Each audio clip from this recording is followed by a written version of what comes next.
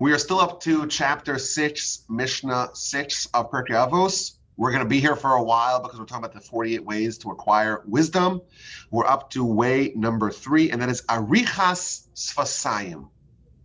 Arichas Sfasayim, which means the organization and the preparation and the setting out of your lips. To organize your lips. Now, what does this actually mean? So the commentaries tell us that this means that when you study, it should not be inaudible. It shouldn't be just with your eyes, as your eyes scanning the pages. It should be with your lips. You should study out loud. And the Talmud tells us that whenever you study, open your mouth and speak in order that the words that you study will endure within you and you will merit a long life. When we are studying and we're interfacing with knowledge, there are various ways that we could do it. You could read even a book, certainly the Talmud, the Torah, and you read it with your eyes and you're absorbing it. Says the Talmud, that's not the way to do it. You should read it with your eyes, scan with your eyes, but also verbalize it with your lips, organize your lips, and say it out loud, and that way it will endure within you and you will merit a long life. And it quotes the verse in Proverbs, Ki chayim heim lemotzeim. This provides life, Torah provides life for those who find it. Says the Talmud, what does it mean, find it? It means motzi'ehem bepeh, those who actually express it with their mouth. So the way you're supposed to learn, the way you're supposed to study is to articulate and to enunciate and to speak it out loud. And if you do that, it's going to endure, it's going to be preserved within you. Now it seems to me that this is both a natural and a supernatural phenomenon. On one hand, it's natural. You want to imprint something in your brain. You want to imprint something in your heart. You want to learn something so it sticks, so you remember it. The more ways that you interact with that piece of information, the more it sticks within you. So if you have a visual and an auditory and you actually express it verbally, the more senses that you're getting involved, the stronger it's going to stick within you. Just like if you have a visual, you see something, you read something, if you touch something, any way that you interact with information and knowledge, and the more varied those ways are, the likelier it is to stick. So that's a simple way to understand this, is that when you say something out loud, you're not just in your head cogitating about it, but you're actually saying it, and you're getting your body involved with it, and that is a way to have something stick within you a bit longer. It's getting more deeply embedded within you. I think there's also a supernatural idea here. God is saying that I will bestow upon you more life. You will remember something better in the event that you take the steps and the effort to enunciate it, to say it out loud, to verbalize it. The whole notion of us forgetting, it's kind of strange. And why would God design us in a way that we can forget? We forget stuff easily. Wouldn't it be better if we never forgot anything? Well, the Talmud tells us that there are a few downsides of that. First of all, if you ever got embarrassed and you felt like some deep sense of shame, if you never forgot things, you would always have that sense of shame. And you wouldn't be able to get past things. Now they fade, right? You have an experience and it fades. It loses its salience over time. And that is a gift. So we can move past things. Moreover, we can retain novelty. When you learn something the first time, it's always, when there's newness present, then there's novelty. It's exciting again. Says the Talmud, the Almighty designed us that we forget so that we will have the joy of relearning after we have forgotten something. But we don't want to forget. And here we have a way to avoid forgetting, and that is if you enunciate something. If you study Torah and you don't want to forget that, you enunciate it. That is a way to earn more memory, to reinforce what you are studying, and to not forget it as easily. The Talmud gives us some amazing stories here. It tells us about Bruria. She's the wife of Rabbi Meir. She herself was like a great sage. And she saw a student who was studying in silence. And she kicked him. She kicked him. She booted him. And she says, wait a minute, don't you know what it says? And she quotes the verses, that if it's organized and it's involved and it's alive within you, then you'll retain it. Otherwise, you will forget it. And it gives us a second story of a student of Rabbi Eliezer who would study in silence, and he forgot it. He forgot his Torah after 3 years. I would say the most transformative experience someone can have is just spending a half hour in a yeshiva, just going to visit it. And you'll see something you've never seen before in your life. You'll see a room packed with students, all of them screaming. It's like chaos, pandemonium. You'll have a bench, and every 2 students are studying with each other. But the noise, the barometer, the loudness, the cacophony, it's almost deafening. That is what yeshiva is designed to look like. Why? Because it's not a library. People aren't just sitting there quietly, sipping their drinks and studying. It's war. It's war. That's what it's supposed to be. And that's when the words of Torah aren't just ancient texts that we're studying, like we're, Egyptian archaeologists trying to read the hieroglyphics, the papyri. This is alive. Torah is alive. I remember when I was in yeshiva, every day after a 4-hour session, I was hoarse. Because you could be 1.5 feet away from your study partner, but the room is so loud, you have to really scream to get his attention. And the way you're supposed to scream, by the way, the Talmud even says, is that if you're studying properly, you're supposed to hate each other.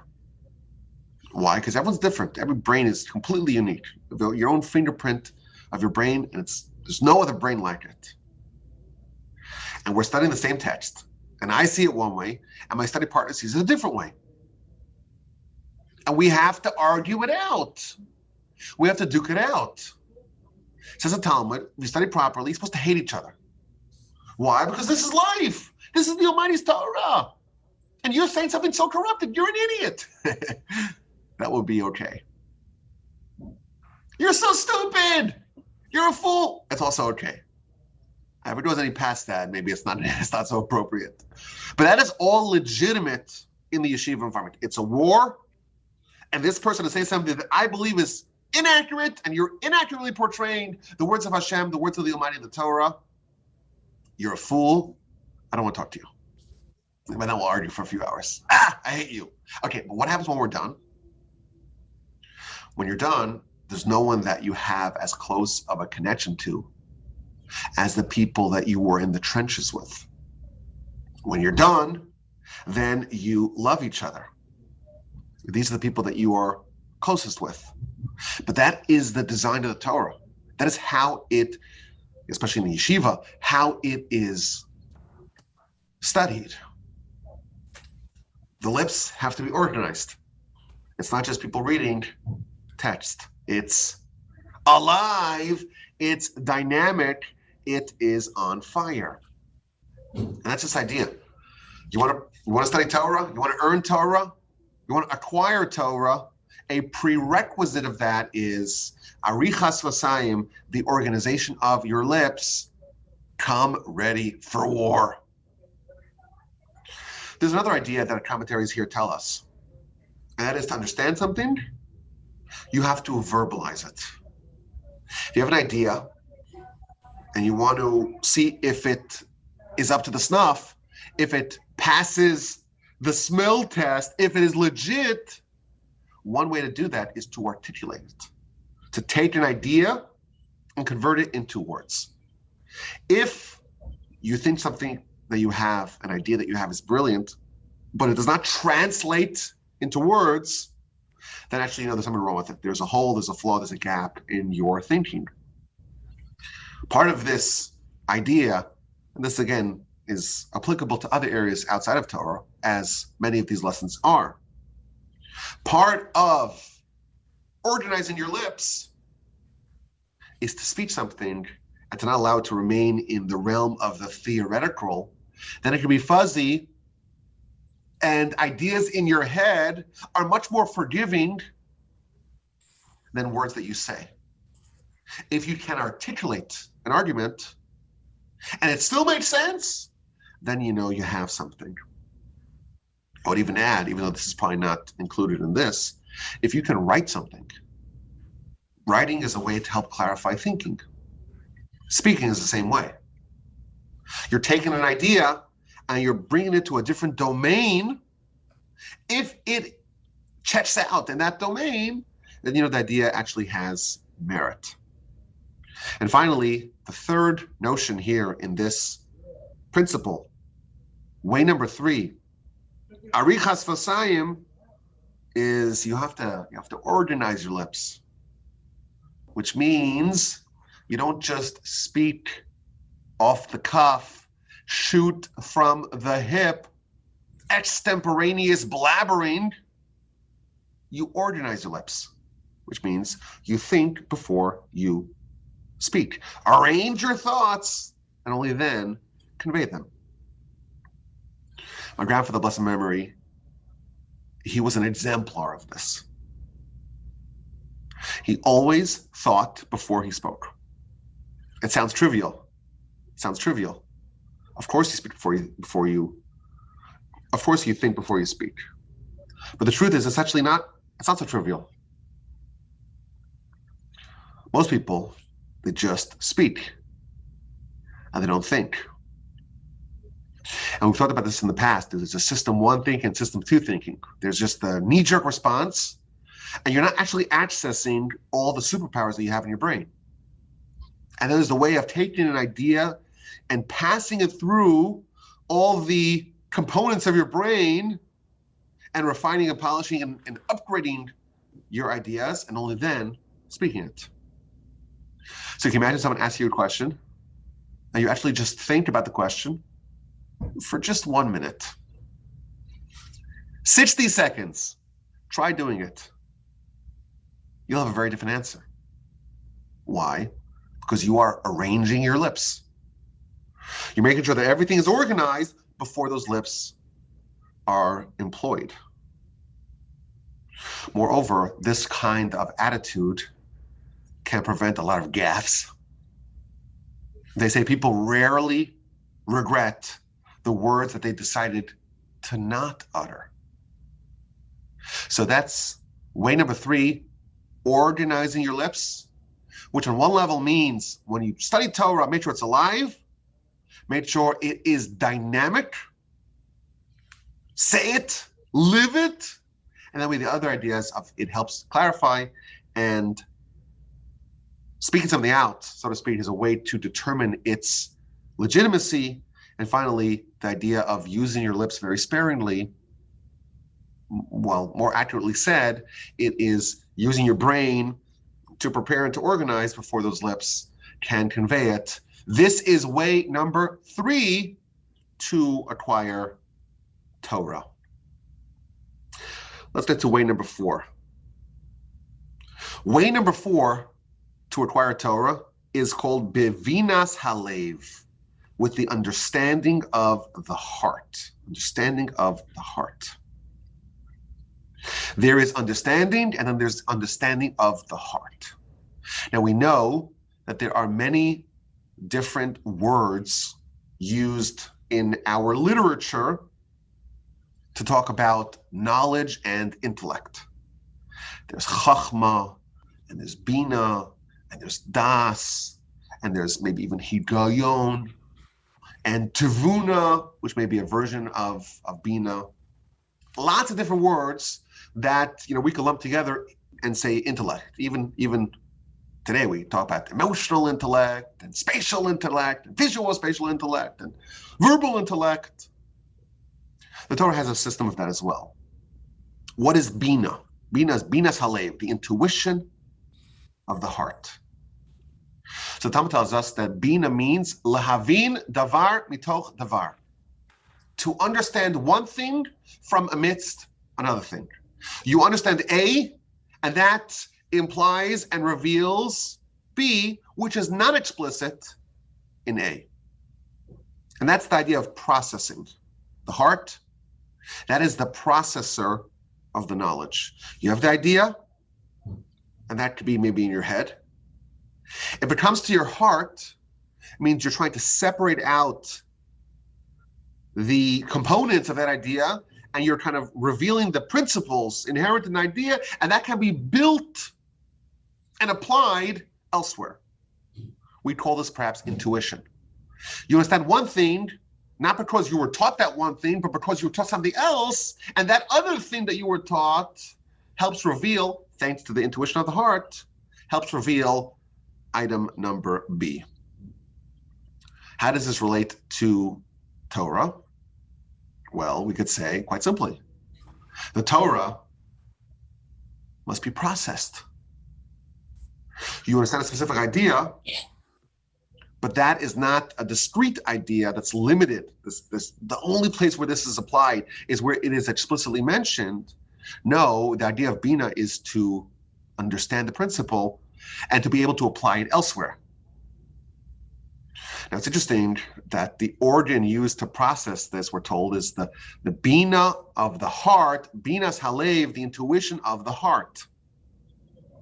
Science today, erroneously, thinks of the heart as simply a muscle used to pump blood. It's like a dumb pipe, as they say. It doesn't have any brains. It doesn't actually do any functions. It's just pumping blood. We believe that the heart is the seat of the soul and the venue in which we absorb and we process information. Binas Halev, we just read it. There was a recent study that looked at heart transplant recipients. You need a new heart, someone dies, they donate their organs, and their heart is placed in the cavity, the chest cavity of the recipient. And it turns out, I found this so interesting, it turns out that the new heart recipient has a totally different personality after the heart transplant. This is from the abstract. Let me read this to you. Personality changes following heart transplantation, which have been reported for decades, include accounts of recipients acquiring the personality characteristics of the donor. The donor had a certain personality, and suddenly you have that personality because you have their heart. 4 categories of personality changes are discussed in this article. This is from the abstract of this paper. Number 1, changes in preference. Suddenly you like fish. What happened? Where'd that come from? Alterations in emotions and temperament. Your behavior. Modifications of identity. How you view yourself. And number 4, memories from the donor's life.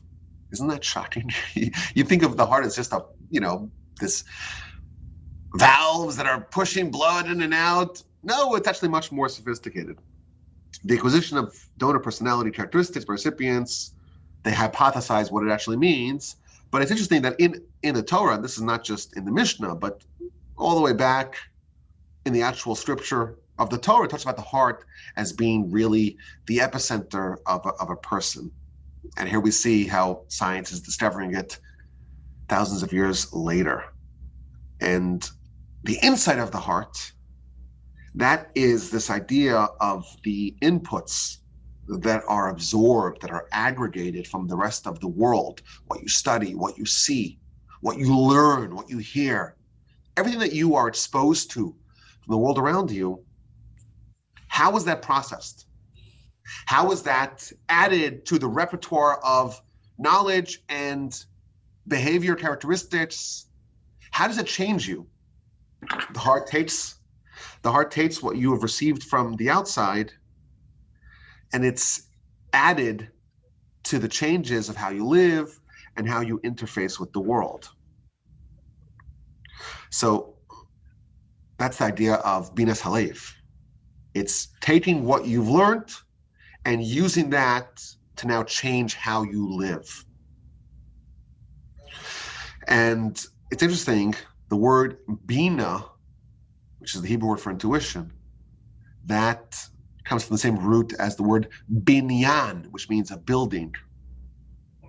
And this, again, works with building. You're given a bunch of ingredients, and you're assembling it into something new. You are exposed to inputs, you learn new ideas, and you construct that into something new on your own. And this is a critical element in life. Whatever you're learning, whatever you're exposed to, it has something that can be applied elsewhere. It ought not to be discretely understood. It's not just something which is limited to one area. And thus, of course, it applies in Torah. For example, there's something called a binyan av, which means a building of an av, which means a father. What that means is that if you have a lesson, a law, a principle that's applied in one area explicitly in the Torah, that can build, like a father, can be applied to other areas, i.e. the descendants, the progeny of that idea, it can be applied elsewhere.